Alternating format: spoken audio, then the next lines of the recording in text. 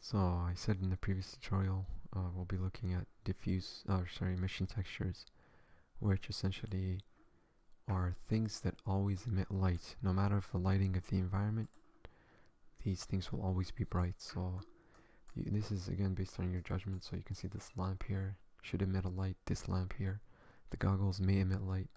These things here, whatever they are, this data slate on the side, these lights all over the backpack.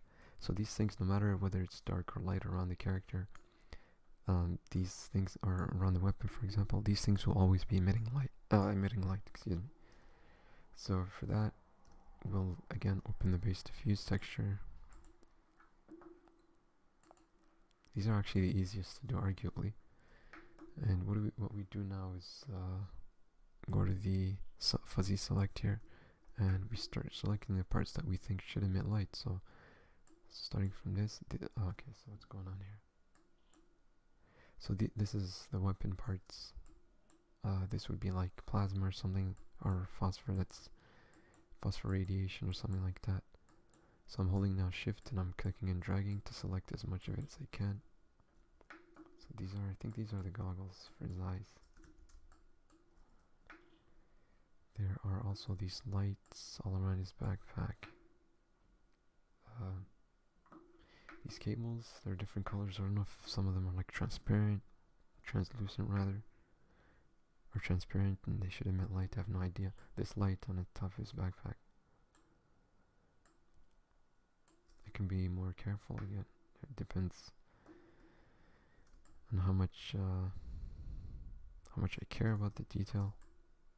So these are all lights around his backpack.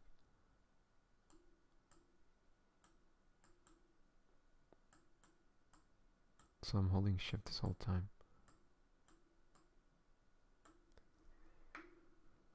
By the way, I'm using the middle mouse button to scroll around. There's this data slate. It seems to be grayed out for some reason. Whoa. Yeah, unfortunately it keeps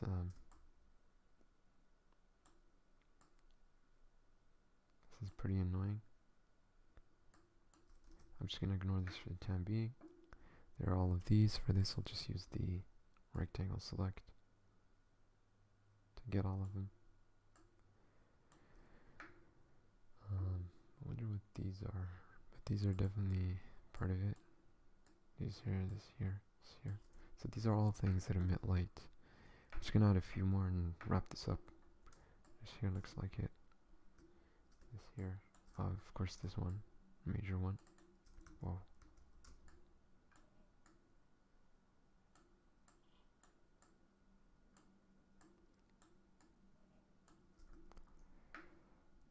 Okay, I think that'll do. I think I should control my temptation to try to get everything perfectly and acknowledge that this is a tutorial and wrap this up. Alright, I think I'm... Alright, that's it, no more. Or maybe just these.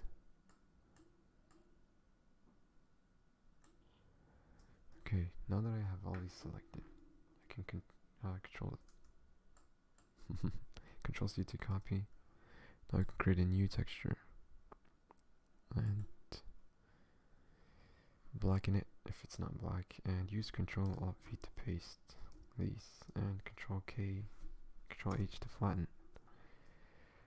Now, the color of the emitted light depends on the color of this thing here. So if this is if this is not gray, if it's a certain color, it's gonna emit the color that's that appears in the diffuse map. So let me just demonstrate. So now I have these colored. I should desaturate them as follows. So they're now desaturated. I can increase their exposure a bit like this, but they should normally be grayscale, and you don't have to worry about an alpha map for this, or an alpha channel rather. So let me just export these as is for the time being and call that emissive. And we won't need the XT5 because there's no alpha map information to write. It's mapped at here. And let's find that under our textures. Now, of course, you don't see changes here. What we need to do is adjust the emissive multiplier here. Let me just make sure this appears. Yeah, adjust the emissive multiplier to say 5. And as you can see, all of the things that we've edited now appear brighter. Now the model editor, let me save that, as well as the FX editor, don't show emissive textures because their shaders are pretty basic. Although the FX editor shader is pretty impressive. It was written by Santos, I think it's pretty impressive. These they do appear bright, but they don't emit light as they are supposed to. What you want to do is you want to test these in different lighting environments in the game, but at least here you can see that the parts that you've mapped the emissives to work properly, like this data slate, all these lights back here, all of these, this headlight, this lamp, and this arm light here. So far so good. Now what if I actually wanted to make these lights team colorable? I'll leave that. Okay, how should I do this? Let me leave that for the team colors tutorial, where I'll be covering team colors, as well as how you can make emissive emissive textures team colorable. So I think that's all I have to cover for this team colors tutorial. I'm sorry, emissive tutorial. I'll catch you in the next one.